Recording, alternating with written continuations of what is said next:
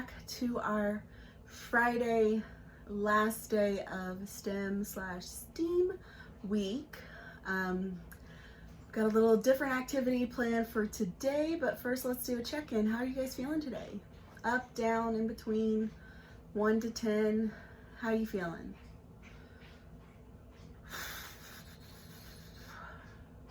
I am probably like a 7. Yeah, probably like a 7. Feeling fairly good today, but at the same time, you know, it's not a unicorn flying over a rainbow kind of day. So for today, I am going to read you guys a book that kind of goes along with STEM. And here's the funny thing, guys. So I probably took home probably like 50 books from my classroom when we were able to go up and get things. And the one book I wanted to read today, I didn't get. I don't know why, but that book is still up in my classroom. So, like what we've been talking about all week, where things don't go your way in STEM, you gotta just adapt and change. I went through my books and I found what is another book that has kind of a similar message that I wanted to share with you guys that I could read. So I am going to read one that I really do enjoy. It is one of my favorites as well. And it is called What Do You Do with an Idea? And I think this is really great with STEM or STEAM because most of what we're doing when we're doing a STEM activity starts with an idea. And it all depends on what you do with it. So get ready, tuck in. Let's see this awesome book. One day I had an idea. Where did it come from? Why is it here? I wondered, what do you do with an idea? At first I didn't think much of it. It seemed kind of strange and fragile. I didn't know what to do with it, so I just walked away from it. I acted like it didn't belong to me. What I love about these stories, guys, is that they use something that's kind of a hard idea, like what is an idea? How do you draw the word idea? So in this way, they drew it like an egg. So you can kind of understand what he's walking away from. But it followed me.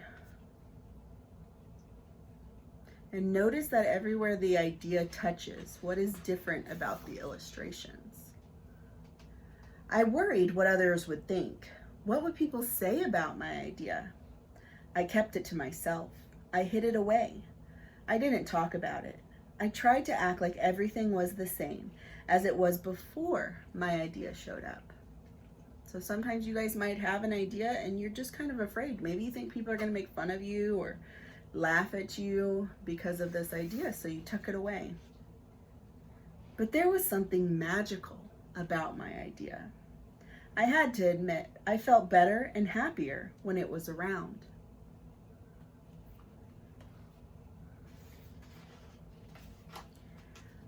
It wanted food. It wanted to play. Actually, it wanted a lot of attention. Ideas never just sit there. They want more of your attention. It grew bigger, and we became friends.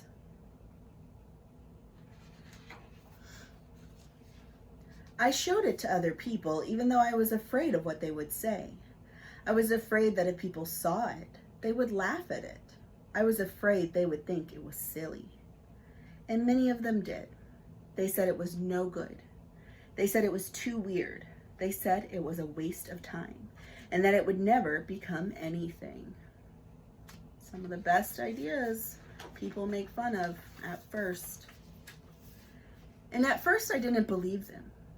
I did believe them. I actually thought about giving up on my idea. I almost listened to them. Oh, there he is walking away from his idea. But then I realized, what do they really know? This is my idea, I thought. No one knows it like I do. And it's okay if it's different and weird and maybe a little crazy. I decided to protect it, to care for it, I fed it good food. I worked with it. I played with it. But most of all, I gave it my attention. Look how everything's changing around the idea. My idea grew and grew, and so did my love for it. I built it a new house, one with an open roof where we could look up at the stars, a place where it would be safe to dream.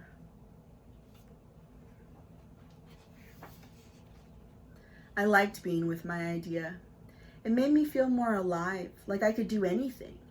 It encouraged me to think big and then to think bigger. It shared its secrets with me. It showed me how to walk on my hands because, it said, it is good to have the ability to see things differently.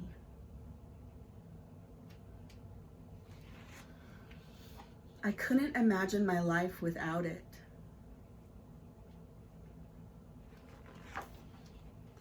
Then one day, something amazing happened. My idea changed right before my very eyes. It spread its wings, took flight, and burst into the sky. Notice how the illustrations have changed.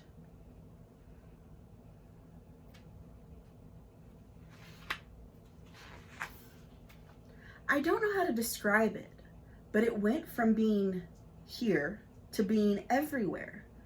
It wasn't just a part of me anymore. It was now a part of everything. And then I realized what you do with an idea. You change the world.